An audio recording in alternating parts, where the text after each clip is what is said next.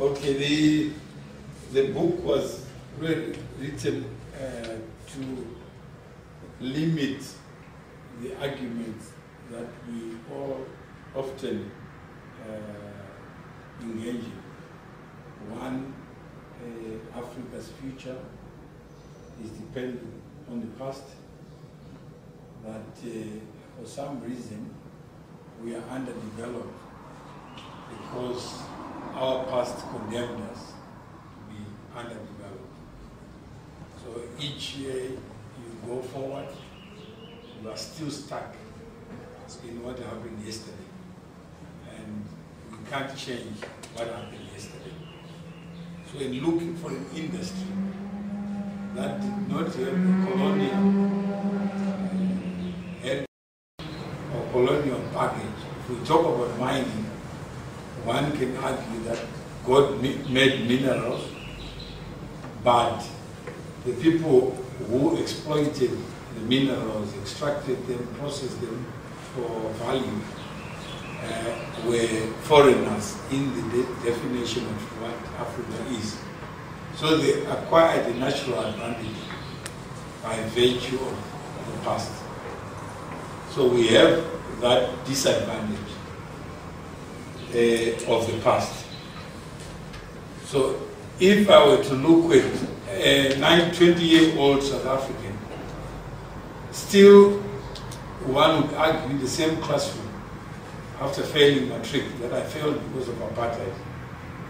But that argument will not wash because you started grade 1 together and you were processed in the same pot, and you may exit with frustrations or with joy. But those 20 years are shared, and you can't say the president was Foster or the president was Botha, but you can all agree that the 4 presidents that South Africa has had are all black. So if there was a link between the person in State House and progress and prosperity, then a 20-year-old must not have an argument that is premised on the past, unless there's a process of osmosis or diffusion or umbilical cord where disadvantage is transmitted at birth. But nobody has presented that biological argument. So I was looking for an industry that we all can debate, if it's Economic Freedom Fund, if it's AHAN, if it's the ANC, particularly this year, people will say, I will create jobs, I will create 2 million jobs if I was in government. Then if you understand the proper role of government, you would say that person has not thought through what he's saying, because it can never be the role of government to create jobs. Jobs are created by us, by individuals, not by government. So whenever you get government that exists, that will be responsible on minerals, on the roads, empower people, then even President Mandela, some people would argue that his job was to be a prisoner, then after imprisonment, then he becomes an empowering agent. And nobody has actually constructed a world that would give President Mandela more sunshine than another person, more hours in a day than another person. We are all human. And he was not a saint, as he said. He was just another human being. But for you to expect that Mandela would free somebody, would empower somebody in Soweto, in Kwamash, it's a dream. So we were I was looking for something that would not present that argument. Because one may argue that the role of the president is to make our life better. But I've never discovered anybody who is capable of performing that role. Even Jesus was not capable of doing that job. So if that is not humanly possible, then we need to have an informed discussion. That's the only, when we talk about deepening the African debate, it's really about us, who is an African. In 1873, we were all roaming around like animals. Sometimes without clothes, sometimes without toothpaste, without deodorant, without internet, but we're still human. And in 1873, Africa had no borders. Africa was one.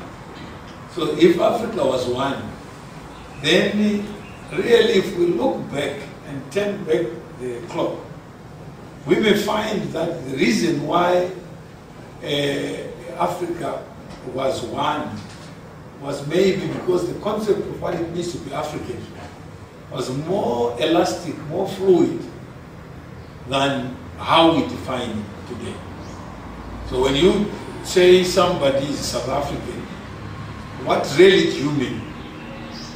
You find someone from a white guy says, but Mawere, you are not a South African. I said, what are you? He said, I'm South African. I said, okay, what makes you more South African than I am?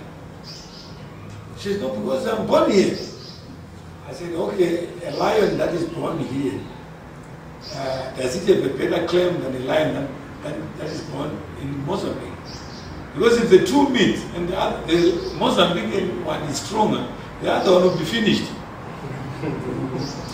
And there's no way of telling this bird is what is South African, this bird is Tanzanian. Because they've flown across borders without a passport.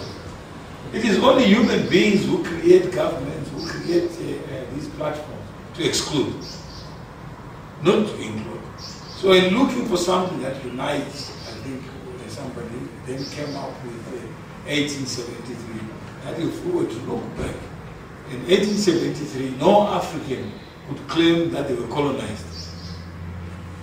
Then in that, we have to find what went wrong. Because if we had our own roads and rail, and then there would not be any point for someone to come from Europe to build another road on another road. But if we didn't have all those like administration, courts, and all these constitution, let's accept that at that time we were a bit confused. Now that we've reclaimed the center ground, then let us not look at the period where we had not created the roadblocks. Because the only way to create a roadblock is to put a gate. If there's a gate, for you to cross the gate, you have to what? To talk to somebody. But if there's no gate, I have not trespassed. And one cannot claim that you stole my minerals because you didn't create them. So if I didn't create the minerals, I didn't create the minerals. So the inventor of the 1873 has just arrived. He's the man you should give credit to. We were looking at the name of 1873. Bless him, came up with 1873. We wanted to call it corporate heritage, what? Something foreign. But he came up with 1873. And he said, no, if there's 1873, let's all embrace it and what? And move on. The more we use that term, the more it becomes real. If we don't use it. So in looking at the cellular industry, my hope was that our discussions, I was talking to someone in chartered accounting, said they want to set up an audit firm. How do you do it? I've never seen Ernst & Young. I've never seen Price Waterhouse. I've never seen Deloitte & Touche. But I do business with them. I've seen someone from Nashua trying to confuse me with photocopies. But he is just a distributor. You don't make any. It's Rico, is it? Japanese. Yeah. So you just distribute. You are just a market maker. So even if we were to take out all whites in Africa, still blacks will be poor. So it doesn't cure our problem of prosperity if whites are not here. But you find that where there are less whites, there's poverty in Africa. Because we've had 50 years in Nigeria to build something in Ghana since 1957. So this book was trying to deal with those issues that when we discuss, if I were to go to somebody and deal with ideological questions, we will not succeed. And practical questions, we will not succeed. Because everybody will tell me, but Mawere, you can't argue that Mandela was not in prison. It would be naive for me to say that. You can't argue, but why he went to prison? I don't know. Because it never occurred to him, even when I met him, he never went to prison to free you. No. He went to prison for himself because he couldn't practice as a lawyer at the time. He couldn't enjoy the benefits. Everywhere he went, he was reminded that he's a percentage of a human being. He was not a full human being. So he had to respond to the challenges of the day. Not that he was going to empower you. No. If you don't work, Mandela is irrelevant whether you are under apartheid, you are under a black face in government. So it won't cure your problem. So the cellular industry is what we have. MTN today has got more than 200 million subscribers. I think as you were saying, it's not 4,000 subscribers in Zaire. It was 40,000 subscribers for a population of 40 million. Then Vodacom, today is Vodacom. And at the time, the core came from what? Where did it come from? It came from Vodacom. Vodacom. There was Telcom, was it? The com came from Telcom. And then the Voda came from what? Vodafone. So the two then became, with the rupees, with Venfield. Then they became Vodafone. Then MTN was part of what? The Johnny enterprise. Is that correct? And Johnny was then unbundled. Then that became the what? The bank of the MTN. That's why you said Ramaphosa was chairman. Worldwide investment, Mutumwa is still chairman. And that was part of the project of what? It's a post-colonial, it's a post-apartheid project. So it started from zero.